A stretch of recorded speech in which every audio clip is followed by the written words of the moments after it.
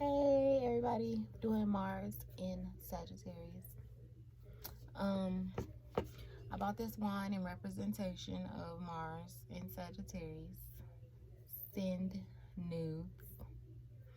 I like it because it is a prime representation of Mars in Sag.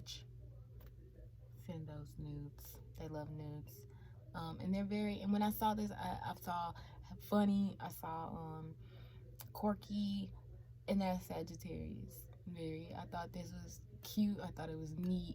It was different, and Sag is very different. So that's why I chose it. And then I also like the cute message in the back. Believe. What did it say? No, beauty lies within. I thought it said believe, but beauty lies within. See, I'm pretty good at reading backwards. Send news, but that is Mars and Sag. But to get into it, Mars in Sagittarius has a very large sexual appetite, very large, but it's a very playful and adventurous appetite. I see that getting this wine bottle ain't gonna be easy to open because it's got wax to seal it. So we're gonna try to get this open as best as we can without fucking up the cork. But anyway, they're down to try anything at least once. They approach sex with curiosity, kind of just like Gemini does, but of course Gemini is their sister sign, so that's a lot of the reason why the curiosity comes in sex, as well as the promiscuity. Sag can be very known to be promiscuous. They would be considered the whores of the zodiac, men and women. Like, and me personally, I know this may come off a little harsh, but don't marry a Sag. They're very freedom loving people. So like, if you're that type of person who can't accept the type of life they want to live or the type of company that they keep, do not date them, because best believe they ain't gonna stop hanging. They not gonna stop doing. They not gonna stop doing nothing because of how you feel. Like, no. It's very hard for them to even make considerations sometimes. And I know it kind of sucks, but that's just them. But they don't stop shit for you. Nothing. They like variety. Sag would be considered the sign too of variety, and that could be variety of food, hell, women, men, but especially like partners. They do like variety of partners, and it's just like I say, that freedom loving aspect. They get off on knowing that they have the ability to, the options to choose. It isn't even about the sex, it's the options. It's the fucking options. Like, but I mean, who doesn't love options? So like I said, men are the whores of the zodiac. They're very much whores. Ladies, if you dating a Sag Mars man or a Sag man, like I say, be strong, especially if you feel like you might be built for it. Be strong, because you're gonna need the fucking strength, bitch. You're gonna need the strength of 20 men, okay? Because he's going to give you a hard time. And I say not him personally a hard time, but the people that he's involved with, the people around him, are going to give you a hard time. Oh yeah, y'all, just a side note, y'all see I'm getting my skin together. See this? That's just a mark. But y'all see this fucking skin? Like, I have been putting in hard labor on getting my skin back together, because it had fallen off, but I've been doing so good. I just gotta get these blemishes gone. But anyway, I'm pouring up for Sag. Oh shit, I'm fucking up. But They like physical sex. They like physical sex, but fun sex. When I say physical, they like, you don't have to be an acrobat, but they like the activeness of it. They want to be active. They don't want to just have pillow sex, like basically, you know, missionary, basic. No, that's not Sag. They want variety of sex positions. They want variety of sexual places. They want variety. They will fuck you any and everywhere.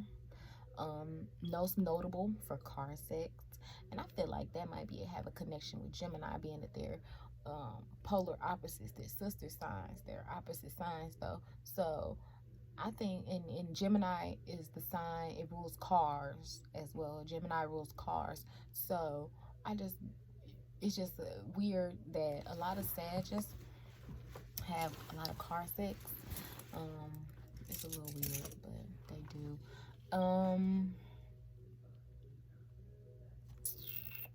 Trying to think of y'all wondering, yeah, I'm sitting on the floor, by the way.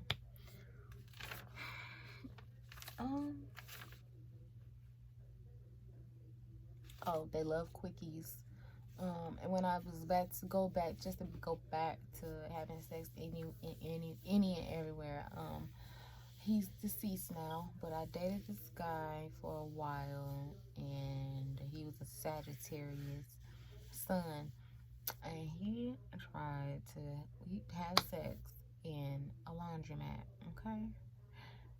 And it ain't just like, it ain't no regular laundromat, it was the apartment's laundromat, like outside, basically, damn near. It's like a clubhouse. Hell no. And see, I'm a Mars and Cancer, like, no, we gotta have a certain setup going on. I'm not fucking you in no laundromat.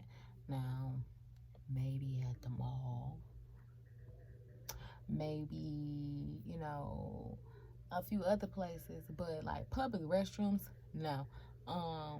The laundromat and the apartments. And see, I'm from Atlanta, and anybody know when you in the apartments, y'all know what that laundry room look like. I'm not fucking you in no laundry room, nigga. Anyway, like I said, they like to fuck. If you want your prime Mars and Sagittarius, like, fuck when y'all go out of town, like, cause Sagittarius also rules travel, foreign travel and foreign places. So like, if you want to fuck them, like while y'all on vacation or some shit like that. Like, that's something that'll be a quick turn on for them. Like, they like to they'll go out of town just to fuck out of town, to say they fucked in Italy, just to say they did it. Men with Mars and Sag, if aspecting Jupiter, I'm gonna give y'all a little tea. Jupiter is a planet that expands everything, whether bad or good. It's just an expansive planet. Jupiter rules Sagittarius. It is his and Pisces. It is my my ancient ruler, and my co-ruler is Neptune. But my main ruler is Jupiter, just the same way as Sag. And just to go a little left, Mars and Sagittarius, if aspecting Jupiter in the right way, it can, you know, that's if, like I say, it's not afflicted. It can, if it's not afflicted, Jupiter isn't afflicted by any other planets, it can produce a man with a big dick, like huge, gigantic. Mars and Jupiter, if like it's conjuncting, or it's making a good, especially if it's a conjunction, like Mars and Sag, and like say your Jupiter is in Sag too. Ooh, woo. The nigga is horse.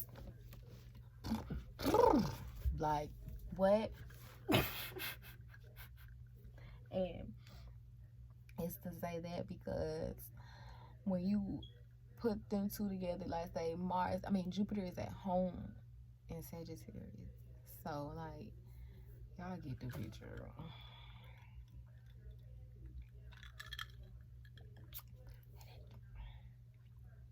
I had that big ding ding. Yeah, I got all kind of shit over here, but it don't matter. Focus on me. Anyway, yeah, it can produce a big dangling Jupiter in contact with Mars and Sag. And that is also to say because Sagittarius is half man, half beast, and the lower half we all know is the bestial half, and that's why they can also be considered horses of the zodiac, because when you put, okay, like I said with Scorpio and Taurus would be the build-up, foreplay. Scorpio would be the release, the orgasm, the euphoria, basically the death, the life and the death.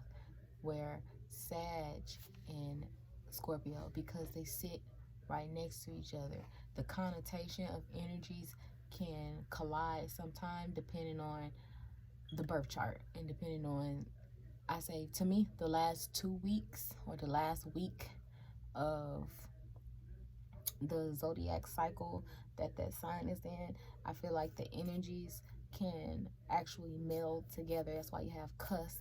So like that can make a person really make them express their sexuality, like the same way you got that 29th degree where you have that boiling pressure cooker where you're waiting on it to explode. That's what Sagittarius is as well. It's like Scorpio is the pressure cooker, where people think Scorpio is the whore of the zodiac, but they're not. It's actually Sag, because where you get Scorpio doesn't feel like they can express. That's why it's a hidden sign. It's a lot of hidden secrets. It's a hidden house as well, the 8th house.